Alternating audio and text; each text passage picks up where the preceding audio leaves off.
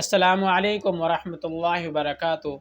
ناظرین، امید ہے کہ آپ حضرات سب خیر و عافیت سے ہوں گے۔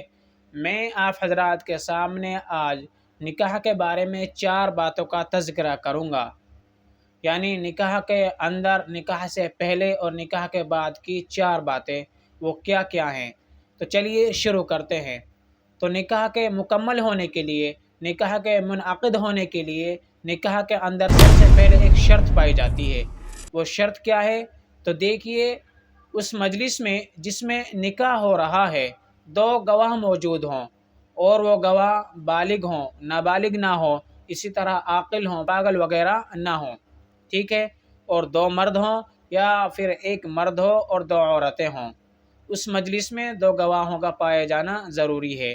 اگر یہ گواہ اس مجلس میں نہیں پائے جاتے ہیں جو ان کی کیفیت بیان کی گئی ہے، تو نکاح کی شرط ختم ہو جائے گی اور نکاح نہیں ہوگا۔ نمبر 2 پر ہے، نکاح کے اندر ایک فرض ہے جس کو ایجاب و قبول بولتے ہیں، یعنی جب کوئی ایجاب کرواتا ہے، جب کوئی کہتا ہے کہ میں نے اس کو آپ کے نکاح میں دیا، کیا آپ نے اس کو اپنے نکاح میں قبول کیا؟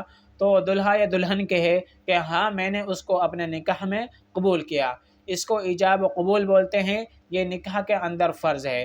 تو دیکھیے، شرط یا فرض، اگر ان دونوں میں سے ایک بھی چیز نہیں پائی گئی تو نکاح نہیں ہوگا۔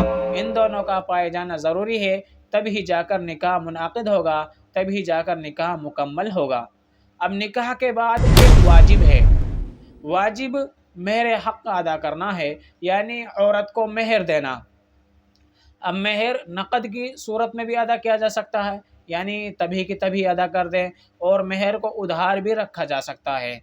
اب مہر کی جو کم سے کم مقدار ہے وہ یہ ہے 30 گرام چاندی، 30 گرام اور 618 ملی گرام چاندی، یا تو آپ چاندی ہی ادا کر دیں یا پھر اس کی جو قیمت بن رہی ہے وہ عورت کو ادا کر دیں۔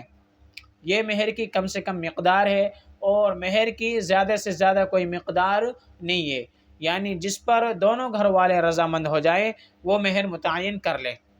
اب نکاح کے بعد 2 سنتیں ہیں، ویسے تو بہت ساری سنتیں ہیں لیکن جو موٹی موٹی سی سنت ہیں وہ 2 ہیں۔ ایک تو نکاح کے اندر ایسا خطبہ پڑھنا جس میں اللہ تبارک و تعالیٰ کے حمد و ثنا کے بعد نبی علیہ الصلوۃ والسلام پر درود ہو، اور ایک ہے نکاح کے بعد ولیمہ کرنا۔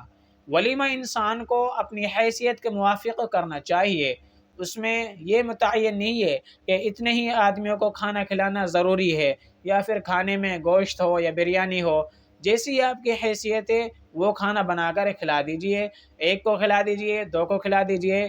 اس سے نبی علیہ الصلوۃ والسلام کی جو سنت ہے ولیمے کی وہ ادا ہو جائے گی۔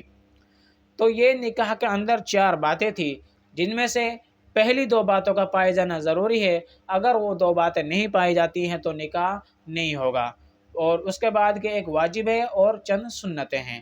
امید ہے کہ آپ کو ایک بات بخوبی یاد ہو گئی ہوگی نکاح کے متعلق۔ السلام علیکم ورحمۃ اللہ وبرکاتہ۔